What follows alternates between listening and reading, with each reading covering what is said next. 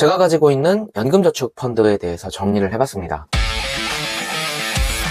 회사에서 개인연금을 넣고 있고 21년도부터 증권계좌로 변경을 하면서 개인연금 저축펀드를 할 수 있게 되었습니다. ETF를 투자할 수 있었다는 얘기죠. 그때부터 조금씩 사 모았고 연차가 쌓이면서 입금 금액도 늘어났어요. 그래서 오늘은 제가 가지고 있는 종목이 무엇이고 앞으로 어떻게 포트폴리오를 구성할지에 대해서 이야기를 해보려고 하니 잘못하고 있다거나 이상하게 하는 것 같다라고 생각이 되시면 얘기 한 번만 부탁드릴게요. 저는 ETF 매수를 처음 시작할 때는 좀 안정적으로 가져가고 싶었습니다. 여러 유튜브 채널에서 얘기하고 있는 S&P 500이라든가 나스닥 100 이런 리스크 있는 종목만 사는 게 아니고 미국채 10년 선물, 국고채 10년, 단기채권 이런 것들까지 같이 매수를 했어요. 그래서 이런 안전자산들을 21년도부터 사왔는데 지금 현재 수익률이 4.8% 정도 되는 것 같습니다. 미국채나 국고채, 단기채권 얘네들의 투자 원금이 한 1,360만 원 정도 되는데 은행의 예금이자를 4%라고 쳐서 2년간 은행에 있었으면은 이 원금이 1,455만 원 정도가 됩니다. 현재 제가 이 세 개의 자산으로 매수한 평가액이 1,429만 원 정도인데 예금을 넣은 게 수익률이 조금 더 좋네요. 근데 또이또이 하기 때문에 실패라고 보긴 어렵지 않아요. 왜냐면 저는 앞으로도 계속 이 채권들을 같이 매수할 거기 때문에 복리 효과를 한번 믿어봐야 되지 않을까 싶습니다. 이렇게 안전자산이 있는 반면에 최근에 미국 주식이 좀 많이 각광을 받았죠. 저도 S&P 500, 나스닥, 포션을 최근에 많이 늘려나가긴 했습니다. 채권도 간간히 샀지만. 그래서 위험자산의 목록은 아래와 같습니다. 코덱스 골드 선물, 얘는 금 ETF다 보니까 좀 대체 투자 자산 성향이 있는 거죠. 그리고 신흥국 MSCI 합성, 코덱스, S&P 500, 미국 선물, 마찬가지로 코덱스 미국 나스닥 100, 그리고 타이거, 미국 배당, 다우존스 이렇게 위험성 자산을 가지고 있습니다. 골드는 약 9.6%의 수익률이 보이고요. S&P 500도 8.5% 정도 수익률을 보이고 있습니다. 반면에 미국 나스닥 100은 늦게 들어간 면이 있어서 그런지 마이너스 4.5%죠. 최근에 한번 쑥 빠졌죠. 그래서 위험자산만 전체적으로 놓고 봤을 때 한 4.5% 정도 수익률을 보이고 있습니다. 투자 원금은 1,870만 원인데 수익은 1,953만 원 정도 됩니다. 얘도 역시 2년 동안 은행에다 예금으로 넣었으면 한 2천만 원 정도가 되었을 거라고 하네요. 아이씨, 씁쓸하네. 부동산만 실패인 줄 알았는데 ETF까지도 아직은 실패입니다. 하지만 얘네들의 강점이 뭔가요?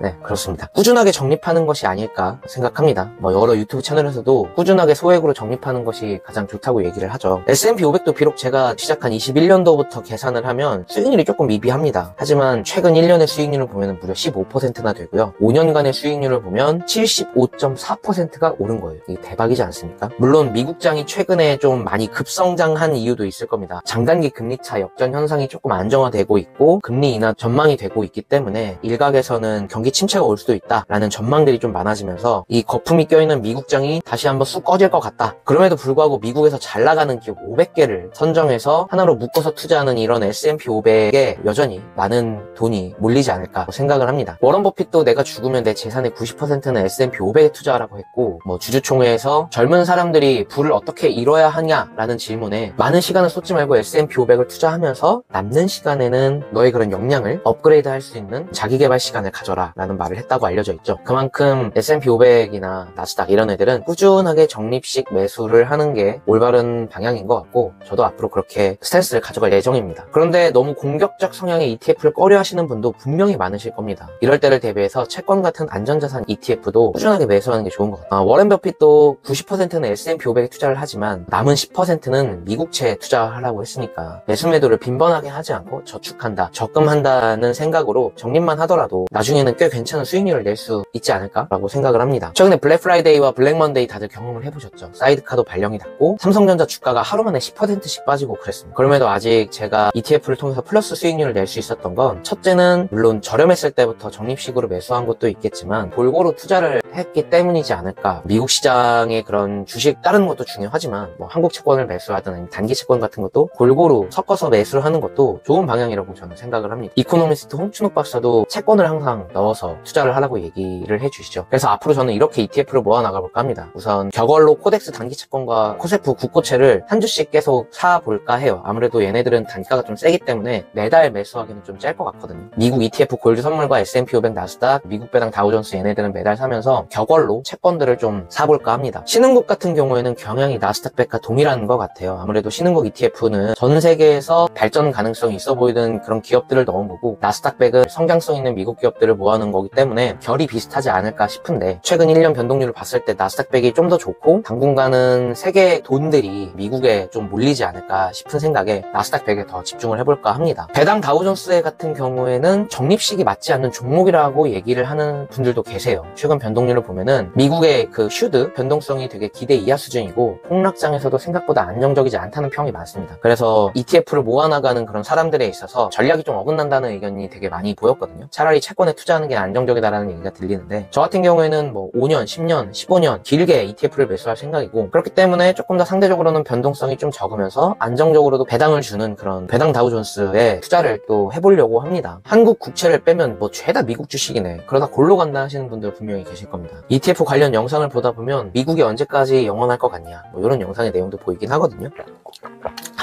과거 대영 제국이나 로마 제국이 몰락한 것처럼 미국도 영원하지 않을 거다라는 얘기가 있습니다. 근데 뭐 제가 전문가는 아니지만 과거 세계를 이끈 제국들, 엄청나게 큰 나라들, 그 나라들과 지금 미국의 사정은 너무나도 다르다고 저는 생각을 합니다. 현재 세계 경제를 이끌어가는 주축 산업이 아무래도 IT, 테크, AI 뭐 이런 것들인데, 바이오도 있고, 이 모든 것들을 앞서가는 나라가 미국이고요. 그로 인해서 전 세계 돈이 지금 미국에 집중되고 있는 상황입니다. 미국의 대항마라고 우리가 소위 얘기를 했던 중국과 인도, 현재는 어떤가요? 중국이 한때 잠깐 미국한테 좀 비벼볼까 하다가 경제 규제를 좀 세게 맞고 휘청거리고 있죠. 암암리에 어떻게 지금 다시 좀 재건하려고 하는 모습이 보이지만 아직은 좀 먼 것 같습니다. 또 인도는 잘 모르겠지만 왜 인도에서 잘 나간다는 사람들은 미국으로 넘어와서 일하고 돈 벌고 뭐 이렇게 원한다고 하죠. 인재가 계속 유출이 되고 있는 상황이죠. 그리고 전 세계가 미 연준의 금리 방향에 촉각을 곤두서고 있는 것을 보면 당분간은, 그리고 제가 좀 은퇴를 하거나 제 아이가 나중에 결혼을 하고 뭐 이럴 때까지는 미국의 강세가 지속될 것 같습니다. 그 기득권을 포기하기가 쉬운 게 아니거든요. 어떻게 해서든지 미국은 1등 자리를 유지하려고 아마 안간힘을 쓸 것 같습니다. 그럼에도 불구하고 불안하시면 그런 분들은 아까 제가 말씀드렸던 뭐 금이나 국고채, 그다음에 단기 채권, 얘네들을 조금씩 채워나가는 것도 방법인 것 같아요.